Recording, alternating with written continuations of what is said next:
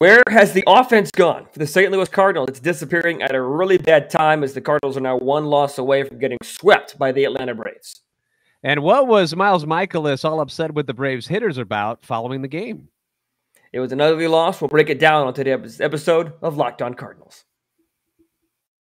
You are Locked On Cardinals, your daily St. Louis Cardinals podcast, part of the Locked On Podcast Network, your team every day.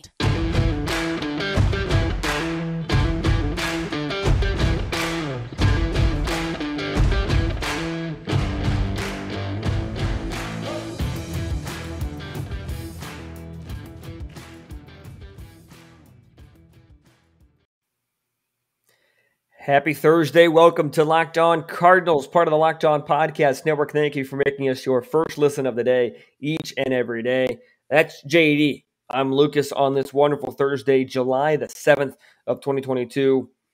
I think we're doing a little bit better than the Cardinals offense, JD, right now, but how are you doing? I'm hoping you're better than the offense is right now. I'll put it that way. Yeah, I mean, we only scored we scored as many runs as the Cardinals did yesterday. The Braves, right. Me and you put together. So yeah, it's tough to watch games like that, but you got to move on. You got another game today, so we got to keep moving forward, right?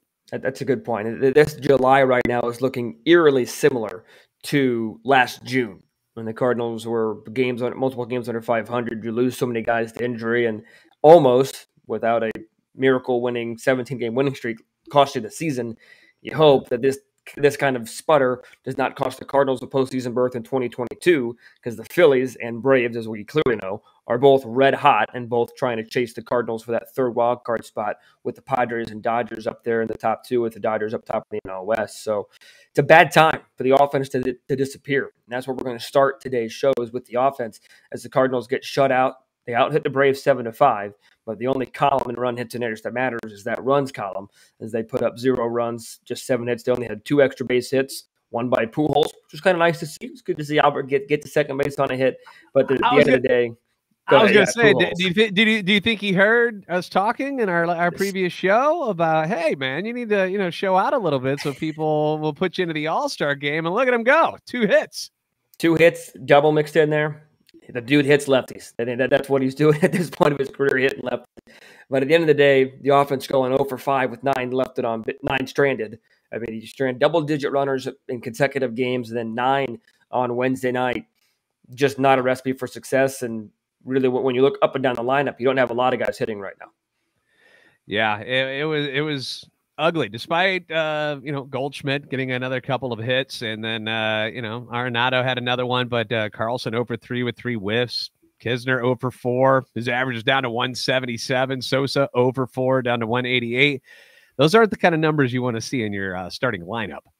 No, not at all. And without Bader and O'Neill, no matter what your opinions are, not whatever anybody's opinions are on Bader and O'Neill, this offense is better with them in it.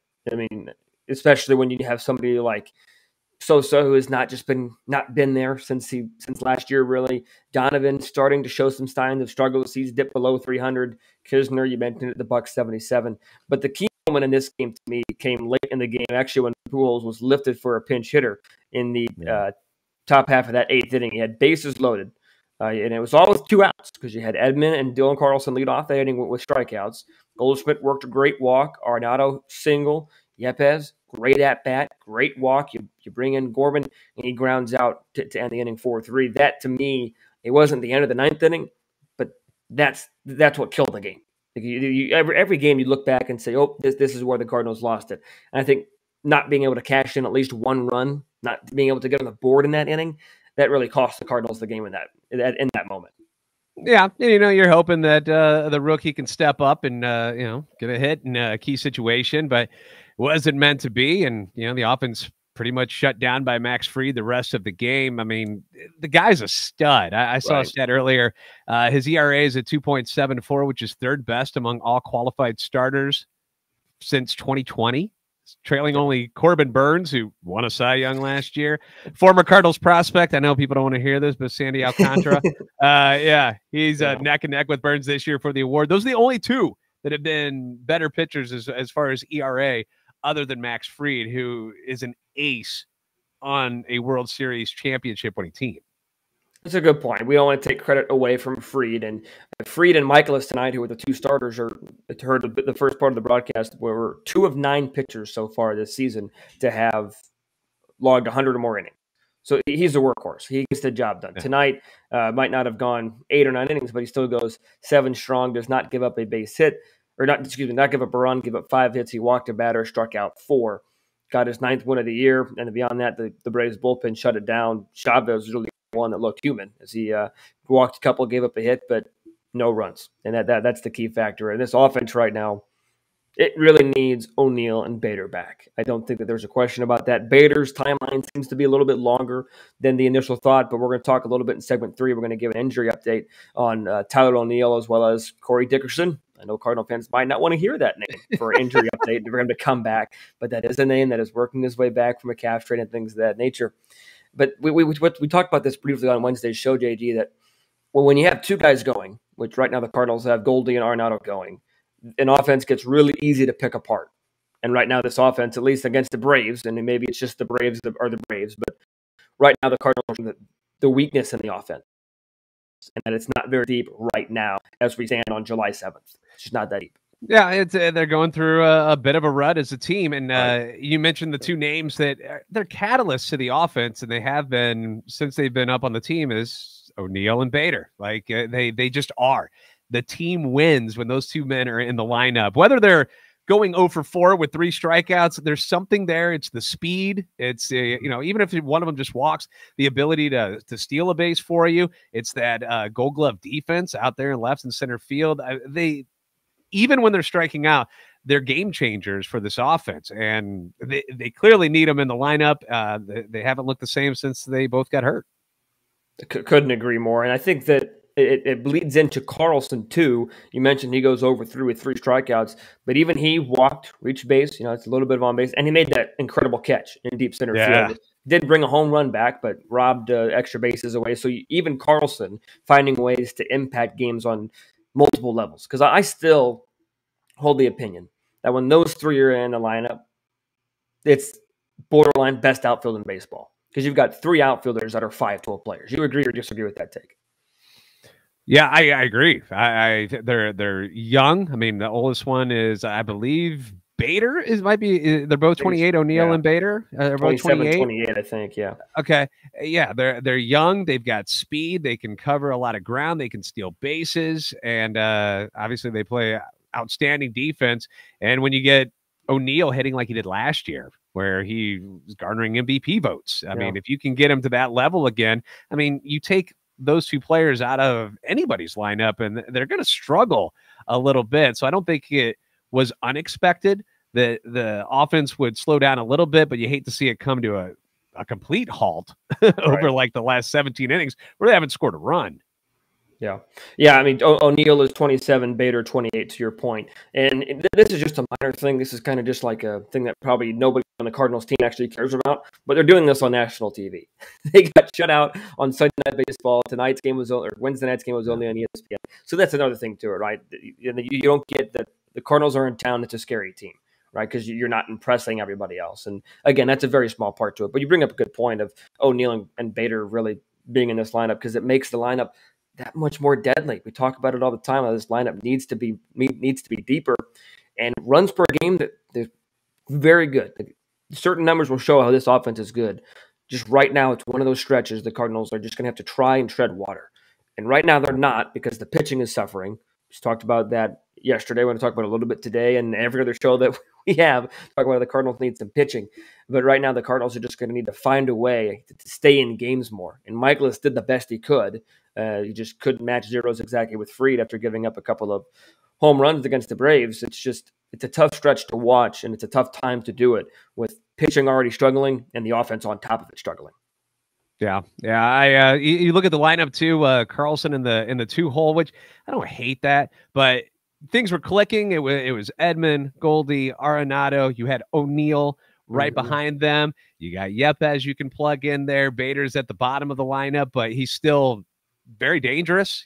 Pitchers, he might strike out a lot, but he's got pop. Obviously, the speed makes a difference. And again, you take those 2 pieces away, And now you're seeing it when you just don't have the depth that you need when you have a healthy Cardinal lineup.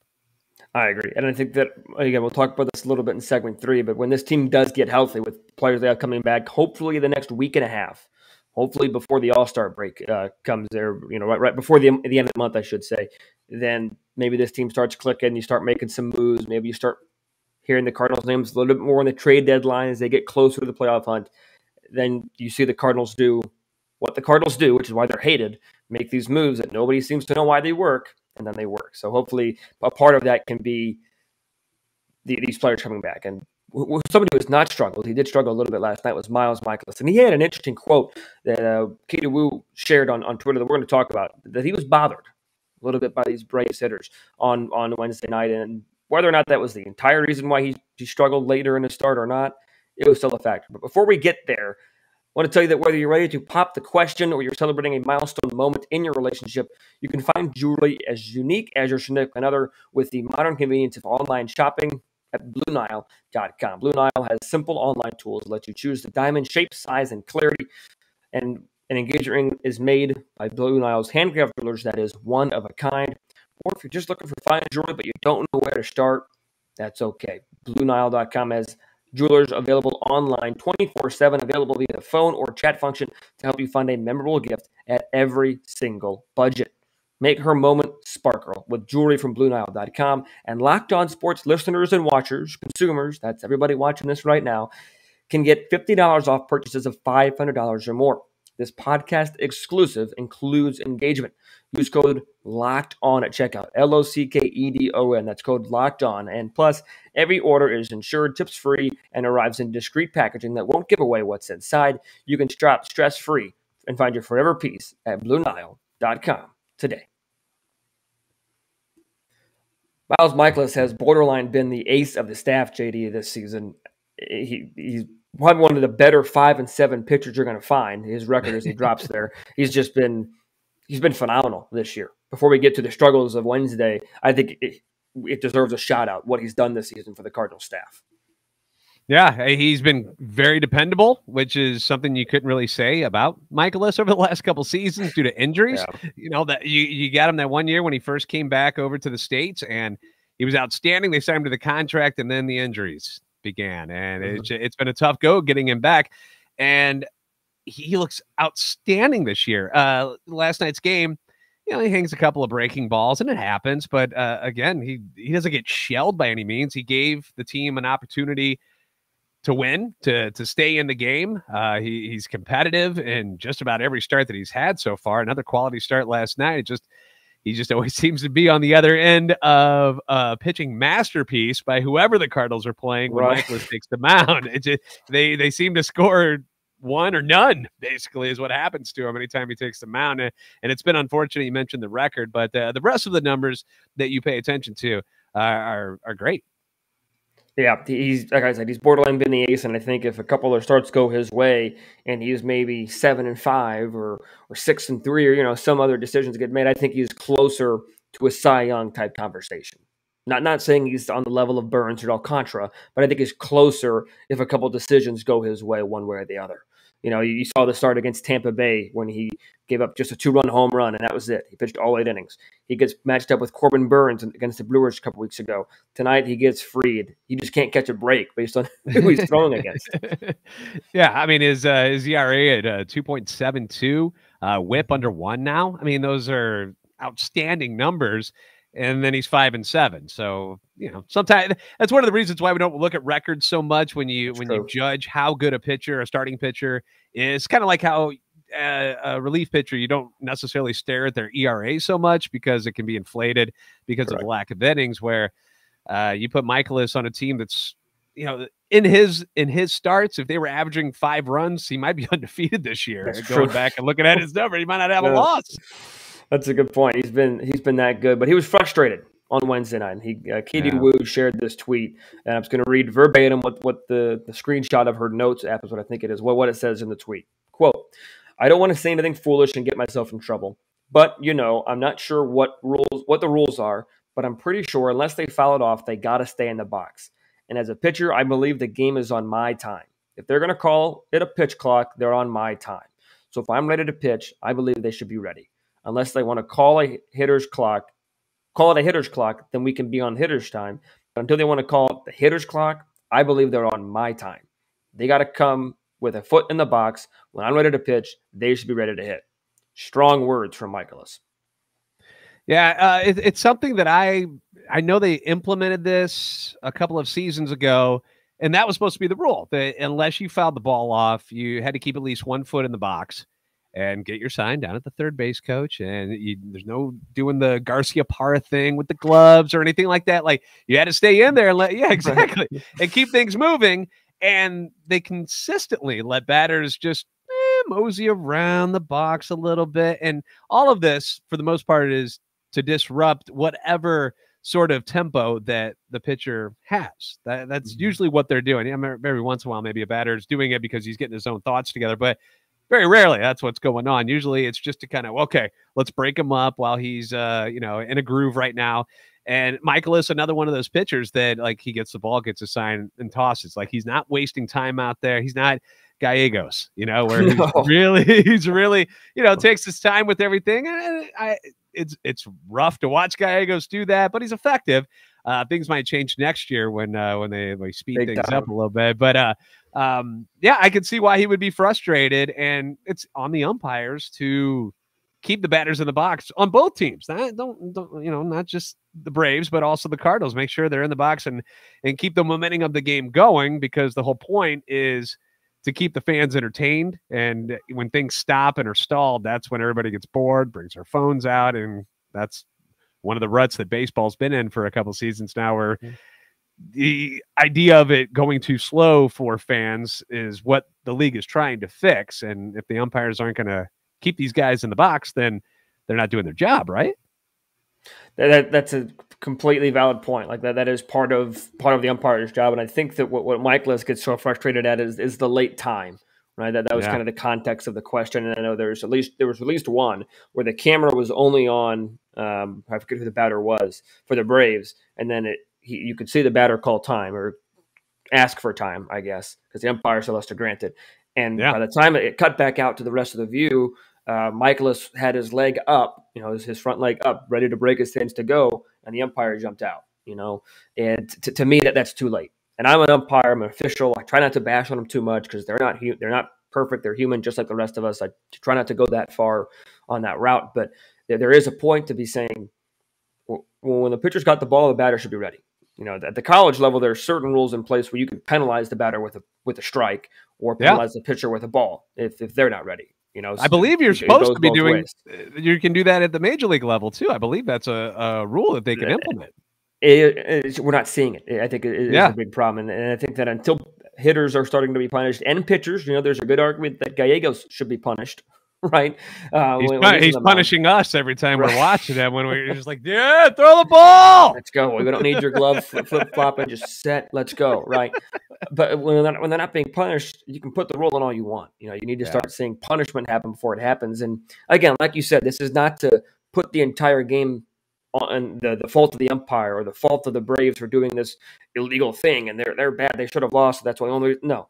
Bottom line, the reason the Cardinals didn't win because they didn't hit. Like that's bottom line. But this is a part of the game. It's a part of the story. And to have Mikolas, who's usually he's a weird guy. He's a character, right? But he's usually pretty spoken to himself, and he's not going to say anything too controversial or say anything like that. But I think for him to come out and say this speaks to how much it really bothered him.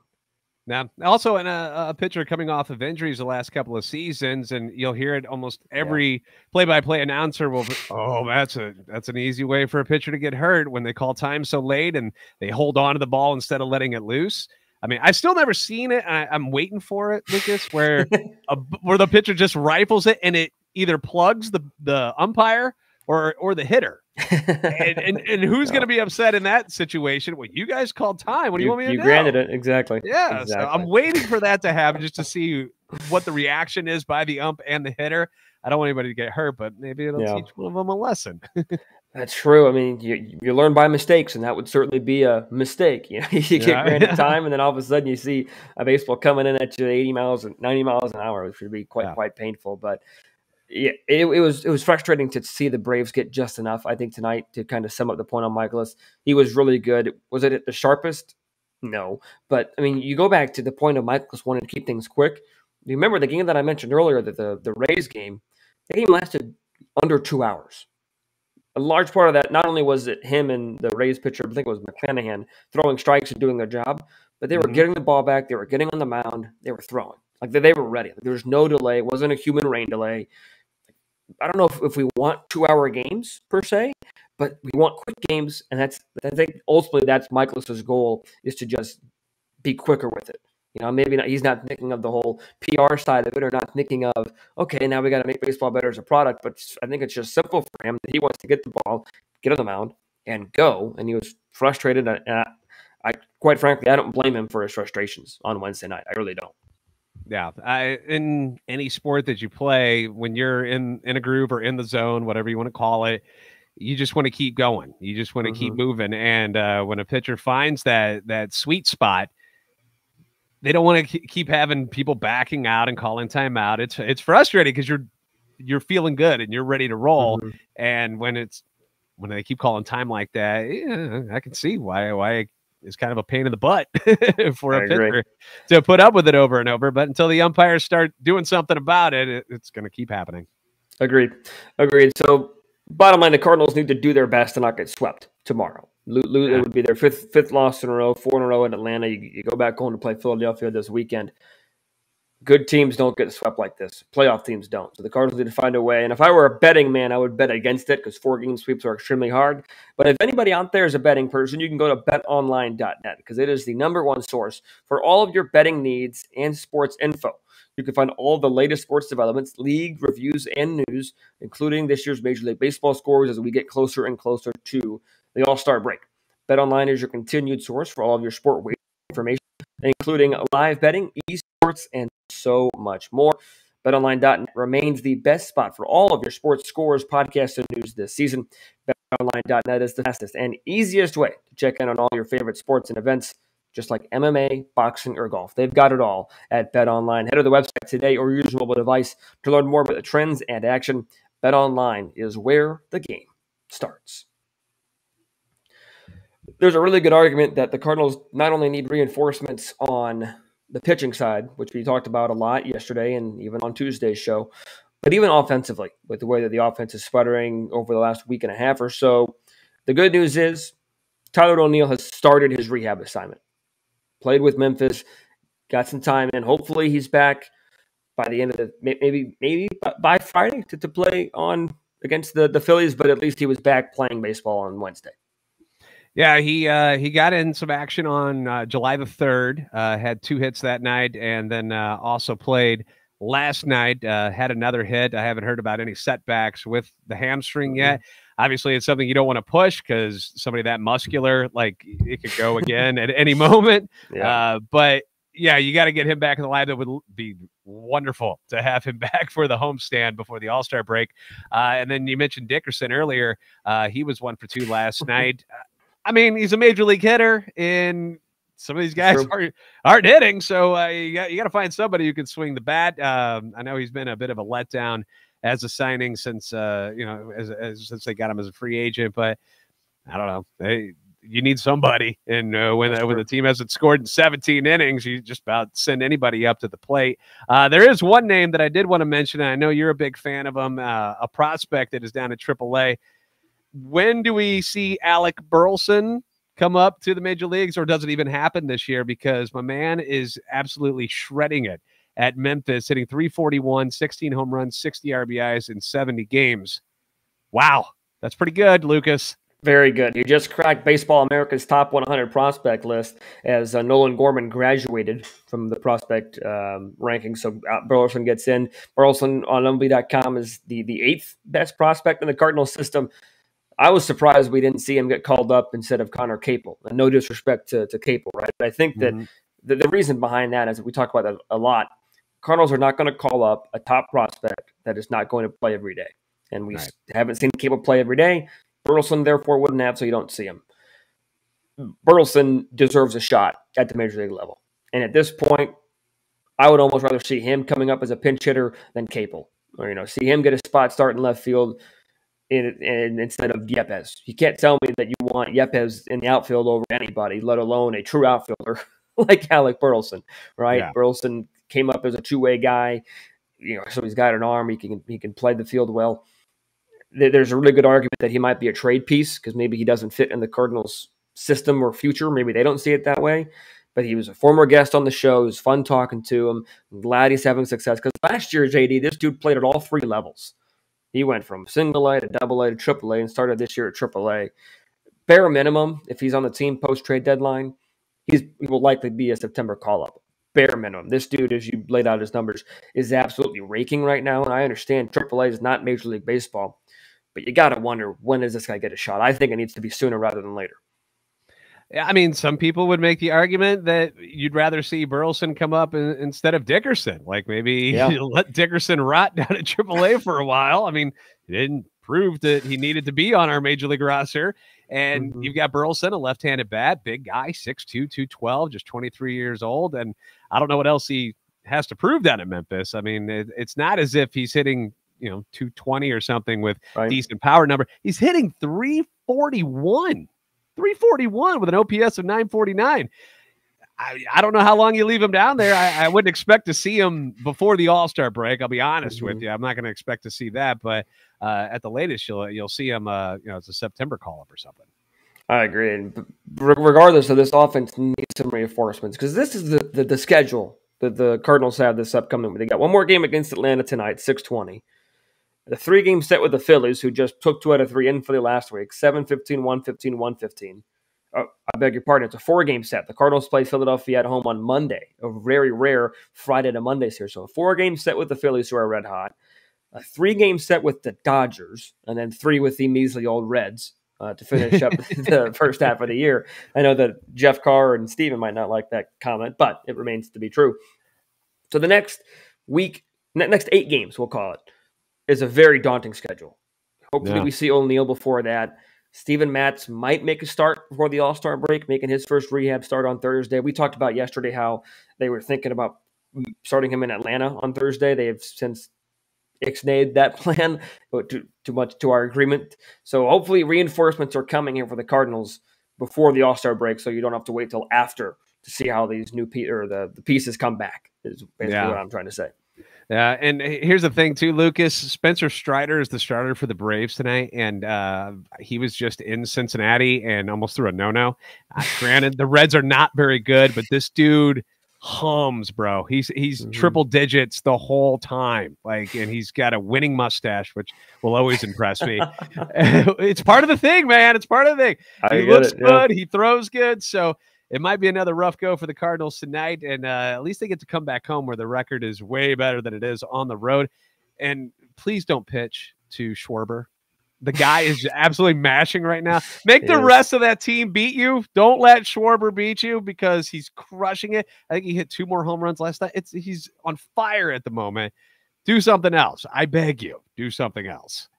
Don't let him or Hoskins beat you, because Hoskins is reigning player of the week. He was on fire last week, so the Phillies right now are on a little bit of the roll, and it's hard. It's really kind of hard to look at the standings right now, JD, because all of a sudden the Cardinals sit just 4 games above 500 at 44 and 40. I'm not saying that they're in danger necessarily of falling below 500, but at least I didn't expect them to get this close. And when you look at the wildcard standings coming into play, Cardinals currently tied with the Phillies. So this weekend series is going to be incredibly, crucially important, because likely whoever comes out of that will find themselves in a playoff spot. Yeah, and as you mentioned, it's not an easy road coming up before you get to Cincinnati before the All-Star break. So it's gonna be a rough go, and hopefully they can power through and figure something out just to get a little bit of offense. They just need that balance. We keep saying that they don't have the balance in the lineup, or they don't have the balance where the starter struggles and then the bullpen's amazing. Like, they're just up and down on either side, and when they find that balance, they're going to be a tough team to beat. They're just kind of trapped right now, looking to find that, and you're seeing the results, which are losses, unfortunately. Yeah, I agree. They need to find consistency and find the balance. So on Friday's show, we are going to break down the crucial series upcoming this weekend with the Philadelphia Phillies Cardinals hopefully maybe we'll get some reinforcements by then. Who knows? We'll have to wait and see. But regardless, priority one needs to be beating the Braves tonight, and Matthew Liberatore will be tasked with that as the Cardinals go up against the man with the mustache. You heard it here first, folks. JD says the mustache might give the Cardinals fits on Thursday. So thank you for listening to this episode of Locked On Cardinals. Making it your first listen, make your second listen. Locked On MLB Prospects with Lindsey Crosby. MLB Draft is coming up, so be sure to stay tuned to Locked On MLB Prospects. Get you everything you need to know about the draft. I don't know a lot about the draft, so I'm listening to that just about every day to figure out who the Cardinals might draft and who other pieces might be moving around. But regardless, be sure to come back tomorrow as JD and I will talk about the series upcoming with the Phillies. And until then, be sure to stay safe, stay well, and have a fantastic rest of your day.